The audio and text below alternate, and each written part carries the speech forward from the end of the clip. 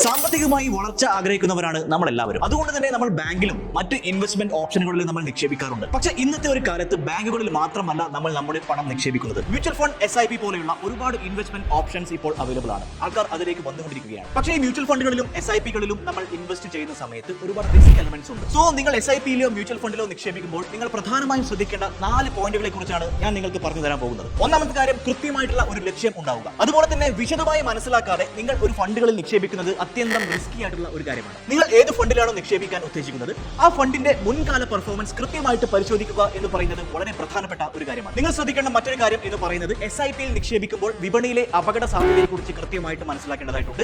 അല്ലെങ്കിൽ നിങ്ങൾക്ക് നഷ്ടം വരാനുള്ള സാധ്യത കൂടുതലാണ്. ചെറിയ തുക നിക്ഷേപിക്കുന്ന വ്യക്തിക്ക് ഓരോ വർഷം കഴിയുന്തോറും നിങ്ങളുടെ നിക്ഷേപ തുക കൂട്ടിക്കൊണ്ടുവരാം. ഇതുവഴി നിങ്ങളുടെ സാമ്പത്തിക ലക്ഷ്യത്തിലേക്ക് നിങ്ങൾക്ക് പെട്ടെന്ന് എത്താൻ സാധിക്കും. അപ്പോൾ ഇത്രയും പോയിന്റുകൾ നിങ്ങൾ ശ്രദ്ധിക്കുകയാണെങ്കിൽ തീർച്ചയായും മികച്ച രീതിയിലുള്ള ഒരു നിക്ഷേപം നിങ്ങൾക്ക് റിസ്ക് ഫ്രീ ആയിട്ട് ഉണ്ടാക്കിയെടുക്കാൻ സാധിക്കും.